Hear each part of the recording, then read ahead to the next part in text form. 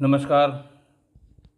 आज मैं फिर आपके सामने बरेली रेंज के जनपद पीलीभीत की एक और घटना लेकर उपस्थित हुआ हूँ। बात 6 मई 2019 की है। बाबूराम सन ऑफ भूधर, विलेज महादिया, थाना पूरनपुर, पीलीभीत।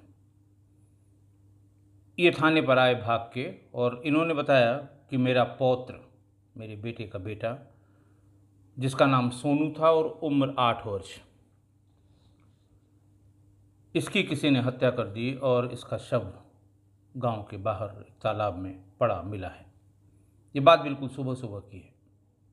मैं आपको बहुत बार बता चुका हूँ कि जब छोटे बच्चे के साथ इस तरह की कोई बात होती है तो पुलिस बहुत तेज हरकत में आती है, क्योंकि पता नहीं क्या निकले इसमें, आगे कौन सी बात निकले। और पुलिस की तरफ से जरा सी लापरवाही या जरा सी देरी पुलिस पर तमाम आरोप लगाने के लिए पर्याप्त होते हैं। थानाध्यक्ष जिस हालत में भी थे, सवेरे सवेरे अपने सारे स्टाफ को लेकर मौके पर पहुंचे। बॉडी तालाब के किनारे पड़ी हुई थी। बहुत ही विभत्स तरीके से उसको मारा गया था। उसका गला दबाया गया था, सिर पर वार किया गया था, हाथ पैरों में वार किया गया था और गला इस कदर दबाया गया था कि उसकी आंखें बाहर निकल आई थी। खैर, थाने पर तुरंत क्राइम नंबर 187/2019, धारा 302 और 201 हत्या और हत्या के जो सुराग हैं, हत्या से संबंधित तथ्य को छिपाना। घटना के बारे में फिर बॉडी को तुरंत पंचायतनामा भर के पोस्टमार्टम के लिए भेज दिया गया। सवेरे सवेरे की बात थी। ये पता लगा कि फिर आगे इंस्पेक्टर ने पता करना शुरू किया तो ये पता लगा कि 5/6 मई 2019 को ग्राम सिखलापुर में द्वारिका प्रसाद सन ऑफ ईश्वरी के बेटे राजकुमार की शादी थी। मंडप में जागरण, दिन रात वाला जागरण हो रहा था। जागरण का काम चल रहा था। वहीं 7 वर्षीय सोनू अपनी माँ राजेश्वरी और अपनी बड़ी बहनें अंजू और नेहा के साथ आया हुआ था। बहुत ढेर सारे रिश्तेदार भी आए हुए थे। द्वारिका रिश्तेदारी में उनका मौसा लगता था। सभी रिश्तेदार वहाँ पर अपना नाश्ता पानी कर रहे थे। इसी बीच में द्वारिका और उसके मौसेरे साले सोमपाल से शराब पीकर आपस में झगड़ा हो गया। मारपीट होने लगी और तमाम रिश्तेदारों ने जब बीच बचाव करना शुरू किया तो वहाँ जो भी बच्चे आए थे, भगदड़ सी मची और बच्चे वहाँ से बाहर भाग गए।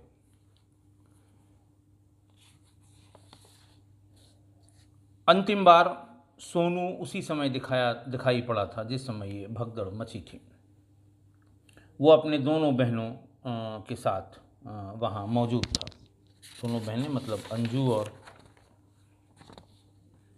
अंजू और नेहा के साथ वहाँ मौजूद था और जिस समय भगदड़ मची उस समय वो भी बाहर की तरफ भागा था। अंतिम बार उसे उसकी दोनों बहनों अंजू और नेहा ने ही देखा था, क्योंकि उसकी माँ उस समय अपने रिश्तेदारों के साथ कहीं बातचीत कर रही थी। थोड़ी देर में हल्ला मचा कि सोनू नहीं दिखाई दे रहा है, सोनू गायब हो गया। लोग अपना सब काम धाम छोड़ के सोनू को ढूंढने लगे। चारों तरफ ढूंढते ढूंढते काफ़ी रात हो गई, भोर होने को आई। किसी ने कहा भी कि पुलिस को सूचना दे दो। उसने कहा आखिर कहाँ जाएगा, जब यहीं था तो यहीं कहीं होगा, किसी के साथ खेल रहा होगा या कहीं सो गया होगा। जितने सोने के स्थान आसपास और रिश्तेदारों के थे वो भी देख लिए गए, लेकिन नहीं पता लगा। सुबह भोर हुई। मई का मतलब सुबह 4, साढ़े 4 बजे, 5 बजे हल्की हल्की सूरज, हल्का हल्का रोशनी होने लगता है हॉरिजन में। उसी रोशनी में सुबह जो शौच के लिए महिलाएं बच्चे जाते हैं, उन्होंने हल्ला मचाया कि एक बच्चे की लाश यहाँ तालाब के किनारे पानी में पड़ी हुई है। जैसे ही हल्ला मचा, लोग सोनू को ढूंढ ही रहे थे। तमाम परिवार की औरतें, बच्चे और तमाम लोग वहाँ पर दौड़ पड़े। मैंने बताया कि उसको बुरी तरह मारा गया था। लोग देख के चीख पुकार वहाँ मचने लगी।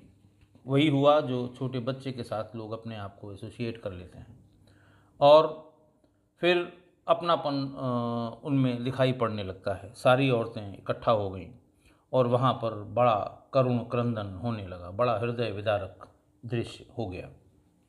जल्दी से पुलिस ने पंचायतनामा भरा और लाश को पोस्टमार्टम के लिए भेज दिया। बात कोई सुबह 7 बजे तक बॉडी वहाँ से चली गई।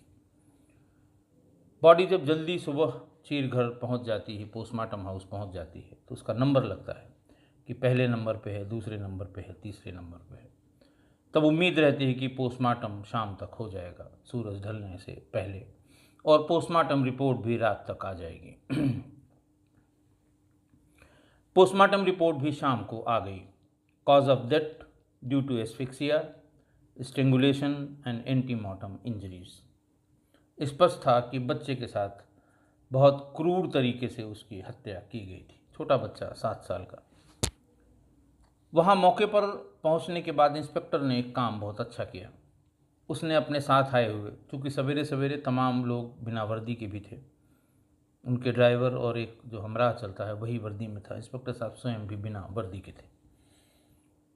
उन्होंने बिना वर्दी वालों को कहा कि तुम लोग यहीं रुको, शादी का घर है, लोगों से पूछो कब देखा गया, कितनी बार देखा गया, क्या मामला हो सकता है, सब चीज़ें तुम लोग पता करो और पोस्टमार्टम करा के बच्चे की बॉडी लेके मैं दफनाने के लिए यहाँ आऊँगा।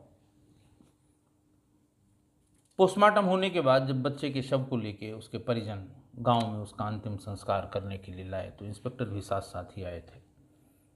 मैं बहुत बार एग्जाम्पल के साथ बता चुका हूँ कि ऐसे में कानून व्यवस्था की स्थिति कब बिगड़ जाए कोई भरोसा नहीं होता। कब भीड़ इकट्ठा होकर कोई अफवाह उड़ा दे, कब भीड़ कोई दूसरी बात करने लगे कि साहब यहाँ ये पुलिस वाला देखा गया था, रात में एक वर्दी वाला यहाँ खड़ा हुआ था, बस हो गई अफवाह, काम हो गया पुलिस का।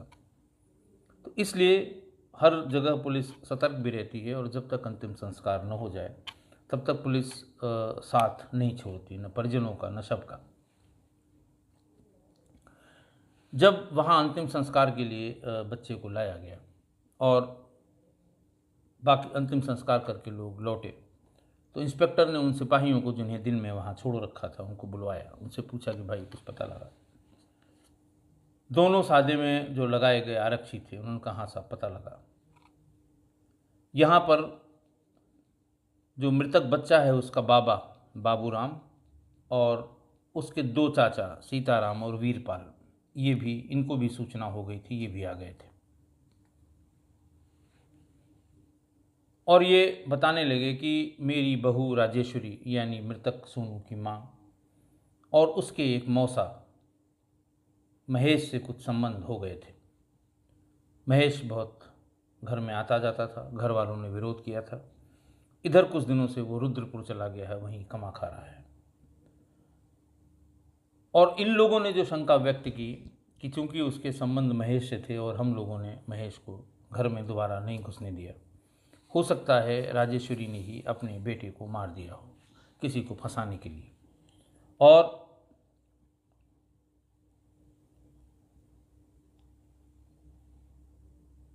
हाँ, किसी को फंसाने के लिए।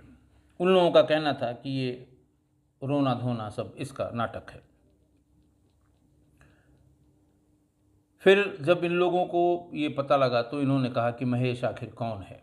तो शादी में आए लोगों ने बताया कि महेश भी इस शादी में अपने पूरे परिवार के साथ आया था, रात में था, जिस समय झगड़ा हुआ था तब भी था, और जब बच्चा गायब हो गया तो उसके बाद जो लोग जब ढूंढने निकले थे तो वो महेश भी सबके साथ साथ बच्चे को ढूंढ रहा था।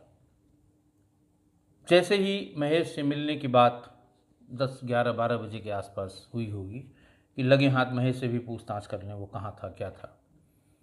सिपाहियों ने कहा हम लोगों ने बहुत ढूंढा लेकिन ऐसा लगता है कि महेश वहाँ से चला गया था या भाग गया था। लोगों ने बताया कि साहब ढूंढने के बाद जब बच्चा मिल गया था और पुलिस आ गई थी, वो वहाँ से द्वारिका के घर सोने चला आया था। बोला मैं बहुत थक गया हूँ ढूंढते ढूंढते, मुझे थोड़ी देर आराम कर लेने दीजिए। शायद थोड़ी देर लेटा रहा हो और उसके बाद वो वहाँ से चला गया। सिपाहियों को कहना था कि मृतक के बाबा और दोनों चाचा, इनकी पूरी शंका है कि हो न हो मृतक की माँ यानी उनकी बहू या भाभी राजेश्वरी का जरूर इसमें हाथ होगा, क्योंकि महेश भी यहाँ आया था। हो सकता है ये दोनों कहीं मिले हों, बच्चे ने, सोनू ने देख लिया हो और फिर इसलिए इन दोनों ने मिलके, या हो सकता है इसकी माँ ने बदनामी के डर से खुद ही बच्चे को मार दिया हो। ये बात सुनते ही इंस्पेक्टर ने कहा कि अभी तो आज अंतिम संस्कार हुआ है, सुबह तुम लोग यहीं रहो, ये कहीं चली न जाए, सुबह इसको लेके थाने पे आओ, हम पूछताछ करेंगे। अगले दिन राजेश्वरी को थाने पर ले जाने के लिए पुलिस आई। सारे रिश्तेदारों ने हंगामा खड़ा कर दिया। उन्होंने कहा इसी के बेटे की मृत्यु हुई है, दहाड़े मार मार के रो रही है, बार बार बेहोश हो जा रही है, आप थाने क्यों ले जा रहे हैं? इससे क्या पूछताछ करेंगे? इसका तो बेटा मरा है, इसको पता होता तो क्या बेटे को मरने देती? इस तरह के तमाम सवालों के बीच में हंगामा हुआ। खैर, गांव वालों को, प्रधान को बुलाया गया, समझाया गया और फिर राजेश्वरी को उसने कहा हम बच्चियों को भी साथ लेंगे। राजेश्वरी, उसकी दोनों बच्चियां गाड़ी से थाने पर पहुंचाई गई। राजेश्वरी से बहुत हल्की फुल्की पूछताछ शुरू हुई तो उसने बता दिया कि मेरे संबंध मेरे बहनोई से बहुत दिनों से हैं। पर तमाम पूछताछ के बाद भी उसने हत्या के बारे में कोई बात नहीं बताई कि ये कैसे हुई, कौन कर सकता है, क्या वजह है।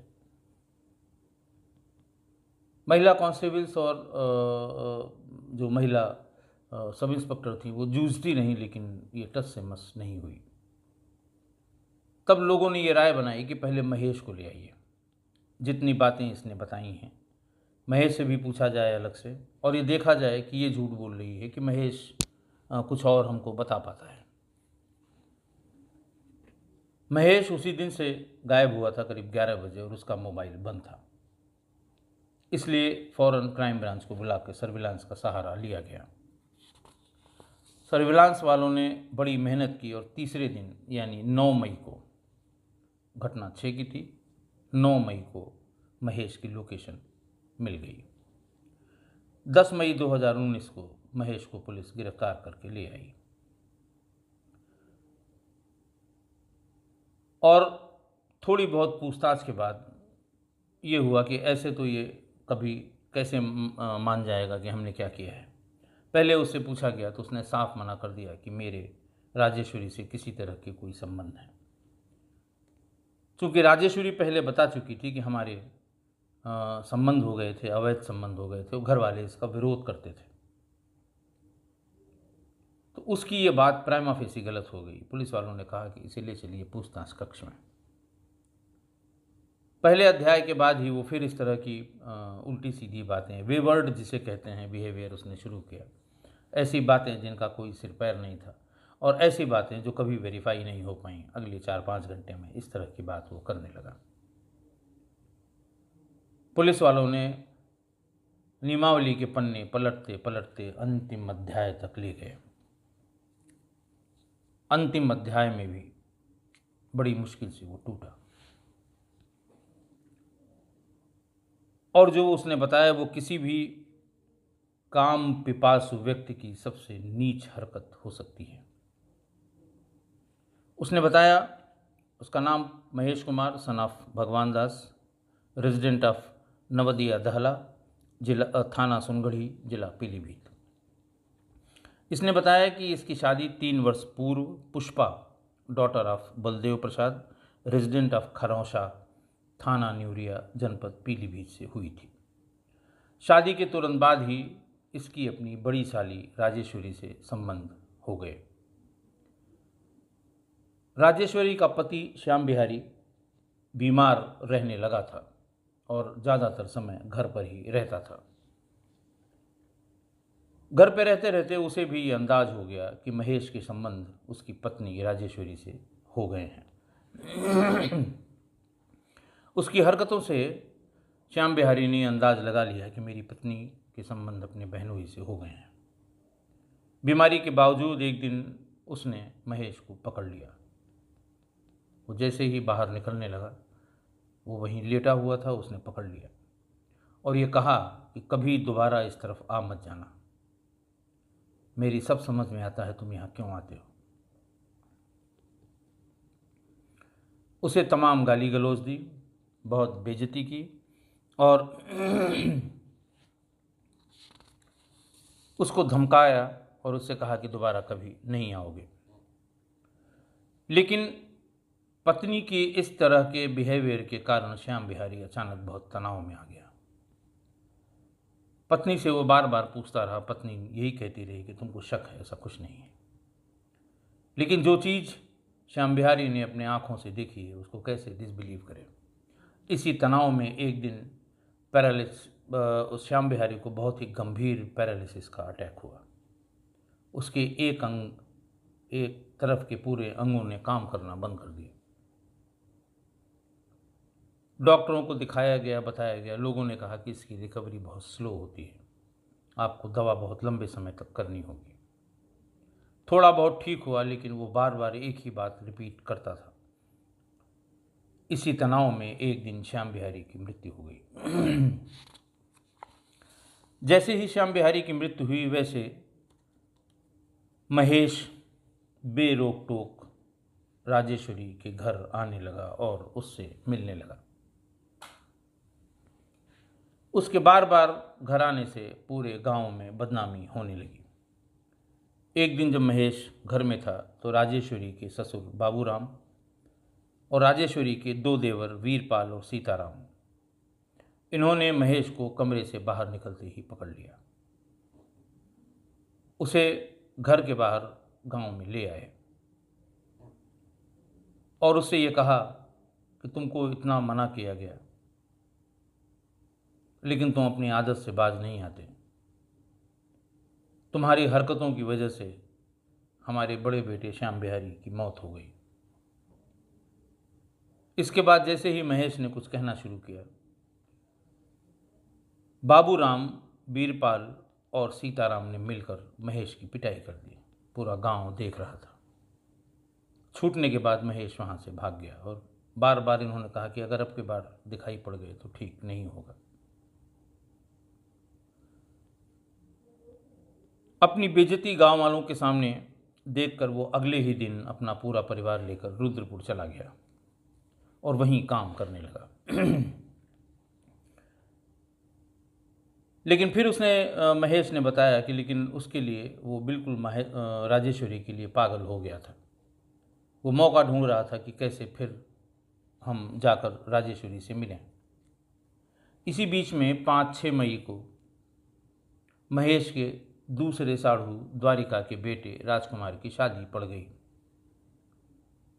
महेश को ये पता था कि इस शादी में राजेश्वरी भी अपने बच्चों के साथ आएगी, क्योंकि बच्चों के वो भी सगे मौसा हैं। तय कार्यक्रम पे राजेश्वरी अपने तीनों बच्चों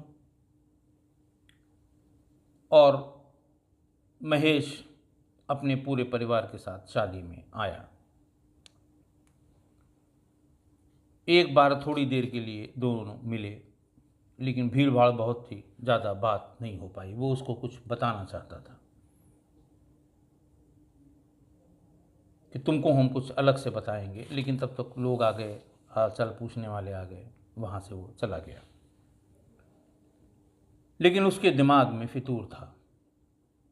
उसने दिमाग ये लगाया कि अगर हम राजेश्वरी के इकलौते लड़के सोनू को मार दें, जान से मार दें, और राजेश्वरी से मुकदमा लिखा दें अपने ससुर बाबूराम और दोनों देवर सीताराम और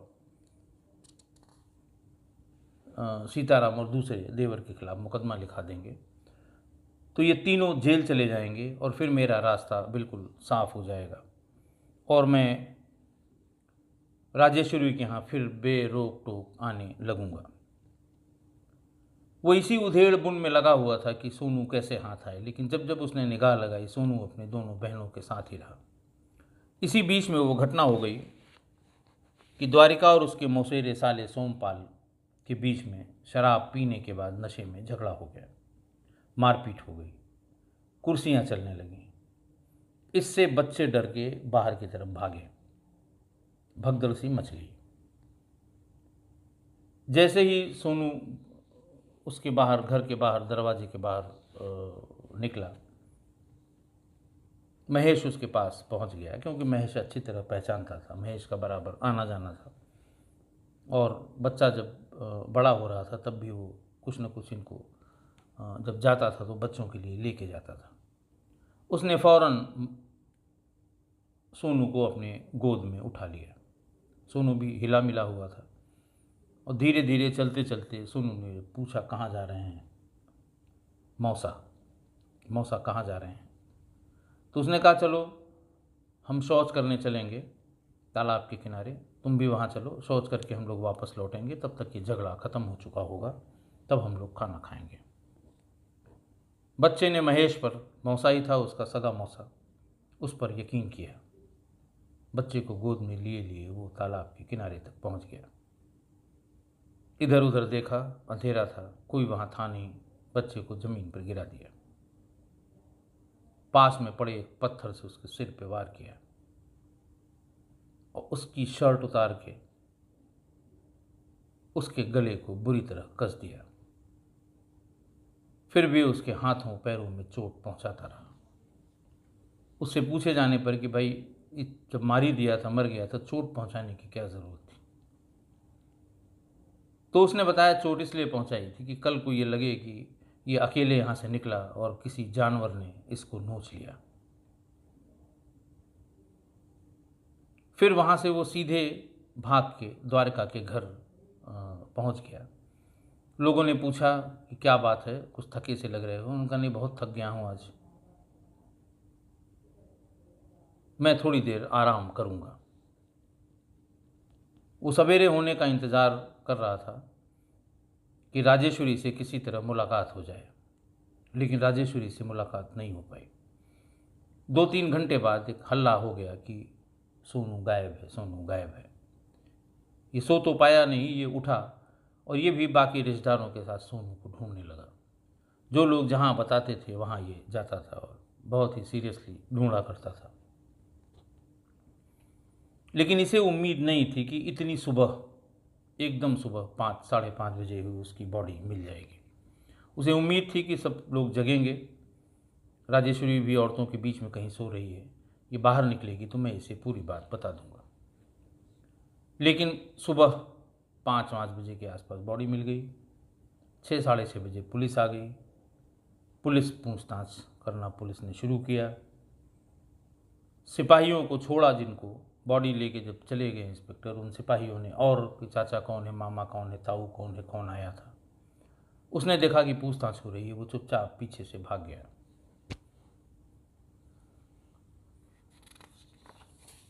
उसे ये लगा कि हो सकता है पुलिस नाम पता पूछते पूछते हम पर शक करने लगे। जब वो वहाँ से भाग गया तो उसका ये प्लान कि राजेश्वरी से हम बाबूराम और उसके दोनों लड़कों के विरुद्ध मुकदमा लिखा के इन्हें जेल भिजवा देंगे। बॉडी मिलते ही राजेश्वरी भी कई बार बेहोश हो गई। औरतों ने उसको घेर रखा था। महेश ने कोशिश भी की कि किसी तरह उससे बात हो जाए कि जाके एफआईआर लिखाओ, लेकिन मुलाकात नहीं हो पाई। वो थोड़ा और वेट करता। इसी बीच में बाबूराम और उसके दोनों लड़कों को भी खबर हो गई कि श्याम बिहारी के बेटे को किसी ने मार के तालाब में डाल दिया है। इनको देखते ही वो और वहाँ से रफू चक्कर हो गया। 10 मई को उसको गिरफ्तार किया गया। सोनू की जिस शर्ट से उसने गला दबाया था वो रक्त रंजित था। वहाँ से निकलकर गांव के पास ही जो घरेलू नालियाँ होती हैं उसमें नीचे डाल दिया था। उसने बता के वो शर्ट रिकवर करा दी। उसमें ब्लड स्टेन्स अच्छी मात्रा में, बड़ी मात्रा में लगे हुए थे। जेल भेज दिया गया। आज भी जेल में है महेश और ट्रायल हो रहा है। अब किस किस पे यकीन करे? बच्चे का सगा मौसा अपनी गलत इच्छा की पूर्ति के लिए किसी की जिस्म की भूख में उसने अपने सगे साढ़ू के बच्चे की जान ले ली, सिर्फ इसलिए कि वो बेरोक टोक राजेश्वरी से मिलता रहे। कोई इस कदर गिर सकता है, कोई इतना नीचे जा सकता है, इसकी कल्पना भी नहीं की जा सकती। समाज, हम और आप सबकी जिम्मेदारी है कि इस तरह की कोई जो लीक से हटकर कोई चीज़ अगर दिखाई देती है तो उसमें टोका टाकी करें, उसको बताएं, उसके अच्छे बुरे के बारे में समझाएं। अवैध रिश्तों की बलि एक छोटा बच्चा 7 साल का सोनू चढ़ गया। आज के लिए इतना ही। बहुत बहुत धन्यवाद।